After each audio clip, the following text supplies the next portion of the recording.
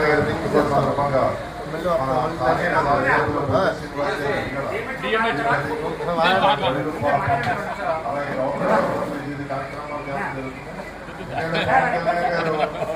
పుట్టినరోజే కాదు మరిన్ని పుట్టినరోజులు చేసుకోవాలి. ఎందుకంటే రాష్ట్రాన్ని దిశ కూడా చేసిన వ్యక్తి ఒక పవన్ కళ్యాణ్. ఎందుకంటే ఆయనకి 40 సీట్లు కావాలని 40 సీట్లు ఇస్తారు.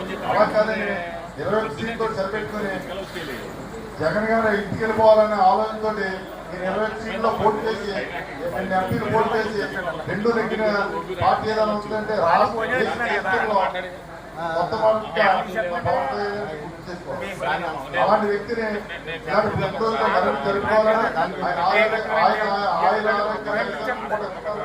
ఎందుకంటే ప్రజలకు సేవ చేయాలంటే ప్రజలకి ఏదైనా మంచి చేయాలన్న వ్యక్తి ఏమంటుందంటే పవన్ కళ్యాణ్. రైతులు ఎంతో మంది ఆత్మహత్య చేసుకుంటే ఆయన సుందరమలించిన వ్యక్తి డిప్యూటీ సీఎం గారు పవన్ కళ్యాణ్. రాష్ట్ర ప్రభుత్వం దీన్ని సలహాకి పరిస్థితి. అలాంటప్పుడు ముఖ్యమంత్రి కూడా అక్కడ గవర్నమెంట్ లేని పరిస్థితి. ఆ రకంలో దీని వల్ల ప్రజలు ఉపయోగపడతారు కాబట్టి దీన్ని కూడా మద్దతుగా అందరూ కూడా మద్దతుగా ప్రకటించాలని, అలాగే ఇక్కడ మన ఎమ్మెల్యేలు కూడా ఆయన ఎలా చేస్తున్నారు అంతకన్నా బాగా చేస్తున్నారు. ఈ సొంత రూపాయలకు వచ్చేసి వేళ సీఎం రిలీఫ్ ఫండ్ కూడా 54 మందికి ఇస్తున్నారు. ప్రతి నెల 50 మంది 54 మంది 50 మంది పైన ఇస్తున్న ఘనత మన జిల్లాలోనే కదా మన రాష్ట్రం. ఇవాళ భారతీయ జనతా పార్టీ సహకారంతో రాష్ట్రాన్ని అభివృద్ధి చేసే వ్యక్తి. ఎందుకంటే అసలు కూటమి ఏర్పడడానికి కారణమే ఎందుకంటే చంద్రబాబు నాయుడు తెలిసినప్పుడు సెంట్రల్లో కూడా మనకి ఆయన ఆశిస్తుంటే అభివృద్ధి మరింతగా చేయొచ్చు, మీకు మరింత మంచి పేరు వస్తుంది చెప్పి ఆయన ఆలోచన చేసి 100 మెట్ల దిగి అందరినీ కలిపి ఈరోజు ఈ పరిపాలన అందరినీ కలుపుకుని పరిపాలించినటువంటి వ్యక్తి బాగుంటుంది.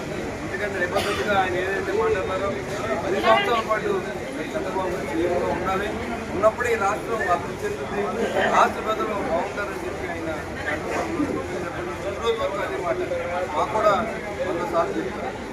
మీరందరూ దేశాలకు వెళ్ళదు, ఏదైనా ఉంటే మాట్లాడి చేసుకోవాలి, కానీ మన వల్ల రాష్ట్రం నష్టపోకూడదు, ప్రజలు నష్టపోకూడదు. మరి ఎలాంటి వ్యక్తికి మరి ఆ భగవంతుడు ఐదు ఆరోగ్యాన్ని అదేవిధంగా రాజకీయాల్లో మరింత ఉన్నత పదాలు వచ్చే విధంగా భగవంతుడు ఆశీస్సులు ఇవ్వాలని మీ అందరి సహకారంతో మరి వాళ్ళు మేమంతా గెలిచామంటే 21 మంది ముందే అన్నారు. నేను ఒక్కటే అసెంబ్లీకి వెళ్ళాం, నాతో పాటుగా మిమ్మల్ని అందరినీ తీసుకెళ్తానని చెప్పి చేశాను. అదేవిధంగా ఇవాళ వైసీపీ పార్టీ లేకుండా ఇవాళ భూస్థాపితం చేస్తాం యాంత్రికమని వార్నింగ్ ఇచ్చి చేసే మరి పోరాటం అంటే ఈ ఆంధ్ర రాష్ట్రంలో గడిచిన 19 తిరుగులందరినీ చేసే వ్యక్తి పవన్ కళ్యాణ్ గారు కలిసి మరి అదంతా అందరికీ తెలుసు. ఆ పోరాటం పట్టిమ ఆ పోరాటంలో మనం వచ్చిన విజయం ఇవాళ రాష్ట్ర ప్రజలందరికీ అభివృద్ధి అందించాలని చెప్పి చేసే ఆ ప్రయత్నంలో భగవంతుడు ఆశీస్సులు ఇవ్వాలని చెప్పి ఇవాళ గత సంవత్సరం మనం 1000 మంది రక్తదానం చేశాం. మరి ఈ సంవత్సరం వేరే విధంగా ఎక్కువ సేవా కార్యక్రమాలు చేసి పార్టీ ఆదేశాల మేరకు అన్ని హాస్పిటల్ సందర్భంలో కూడా సేవా కార్యక్రమాలు చేస్తాము. దీన్ని సహకరించినటువంటి పట్టణ అధ్యక్షులు కాశీ గారు, అదేవిధంగా గల్లాబాబీ గారు,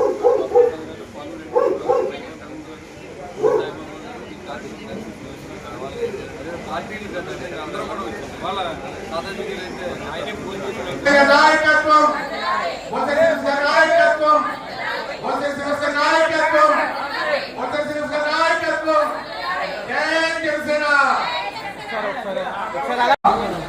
మరి జన్మపడుతున్న మన పట్టణ అధ్యక్షుడు కాశీ గారు, అలాగే మండల అధ్యక్షుడు గల్లాబాబీ గారు, అలాగే మన అమ్మాయిలు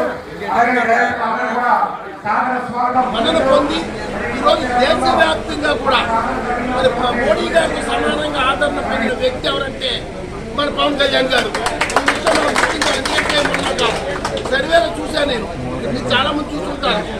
ఈరోజు దేశవ్యాప్తంగా జరుగుతున్న సర్వేలో మోడీ గారితో సమానంగా మరి న్యాయబద్ధంగా మరి నిజాయితీగా కమిట్మెంట్తో ఏదైతే ఆయన మాట ఇచ్చాడో ఎలక్షన్ ముందు ఎలక్షన్ అంతకుముందు కూడా 2019 కానీ 2024 కానీ ఆయన ఇచ్చిన మాటకు కట్టుబడి కష్టపడుతున్న వ్యక్తి ఎవరన్నా దేశంలో ఉన్నారంటే మొదటి స్థానంలో మన పవన్ కళ్యాణ్ గారు ఉన్నారు. ఇదంతా మనం గుర్తించాలి.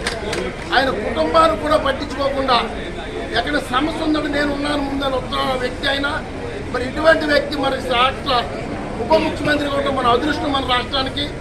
ఈరోజు రాష్ట్రంలో తెలుగుదేశం, జనసేన, బీజేపీ, ఎన్డీఏ కూటమి అధికారంలోకి వచ్చిందంటే ఇది ఒక్కడే కారణం, అది పవన్ కళ్యాణ్. ఆయన పవన్ కళ్యాణ్ గారు ఆ రోజు దృష్టి పెట్టి బీజేపీ నాడు తెలుగుదేశాన్ని కలిపి మరి ఓటు చీలకుండా ఉండాలన్న ఆలోచనతో ఈ ఎన్డీఏ కూటమిని ఏర్పాటు చేసి ఈరోజు ఆంధ్రప్రదేశ్ రాష్ట్రాన్ని ఆదుకున్న వ్యక్తి ఎవరున్నారంటే అది పవన్ కళ్యాణ్. లేకపోతే ఈరోజు